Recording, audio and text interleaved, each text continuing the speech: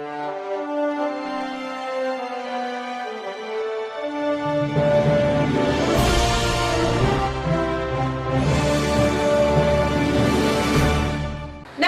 मी Shweta Pawar. City TV लाईव्हच्या बातमीपत्रात आपलं स्वागत आहे. पीव्हीसी पॅनलचा गेम केला, पण बनावट नंबर प्लेट लावून फिरताना अटक.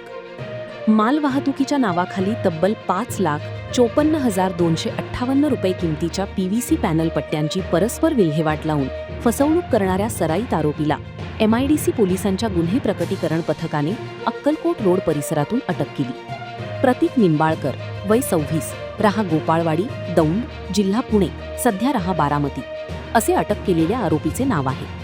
पोलिसांनी आरोपीकडून गुन्ह्यात वापरलेला सुमारे 15 लाख रुपये किमतीचा आयशर ट्रक, 65,000 रुपये किमतीचे 2 मोबाईल फोन आणि चोरीस गेलेला पीव्हीसी पॅनलचा संपूर्ण माल असा एकूण 21,19,258 रुपयांचा मुद्देमाल हस्तगत केला आहे. पोलिसांनी दिलेल्या माहितीनुसार फिर्यादी परवेज मोहोळकर यांनी 31 जुलै रोजी पीव्हीसी पॅनलचा माल विजयपूर येथे पोहोचविण्यासाठी निंबाळकर याच्या ट्रकमध्ये भरून दिला होता. माल घेऊन निघाल्यानंतर आरोपीने तो निर्धारित ठिकाणी पोहोचविण्याऐवजी मध्येच त्याची परस्पर विल्हेवाट लावली. माल पोहोचला नसल्याचे लक्षात आल्यानंतर हा प्रकार उघडकीस आला आणि MIDC पोलीस ठाण्यात फसवणुकीचा गुन्हा दाखल करण्यात आला. गुन्ह्याचा तपास सुरू असताना पोलिसांनी परिसरातील CCTV कॅमेऱ्यांचे फुटेज तपासण्यास सुरुवात केली. त्याचबरोबर आरोपीच्या हालचालींबाबत गोपनीय माहितीही संकलित करण्यात आली. तपासादरम्यान आरोपी ट्रकचा वापर करून पुन्हा परिसरात फिरत असल्याची माहिती पोलिसांना मिळाली. दरम्यान 24 ऑगस्ट रोजी अक्कलकोट रोडवरील BSNL टॉवरजवळील सर्व्हिस रोडवर बनावट नंबर प्लेट लावलेला आयशर ट्रक घेऊन संशयित थांबल्याची माहिती पथकाला मिळाली.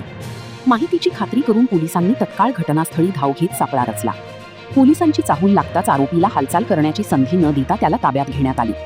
चौकशीनंतर पोलिसांनी ट्रकसह चोरीस गेलेला माल आणि 2 मोबाईल फोन ताब्यात घेतले. आरोपीने मालाची विल्हेवाट कशी लावली, या गुन्ह्यामध्ये आणखी कुणाचा सहभाग आहे का, तसेच बनावट नंबर प्लेटचा वापर का करण्यात आला, याचा तपास पोलीस करीत आहेत.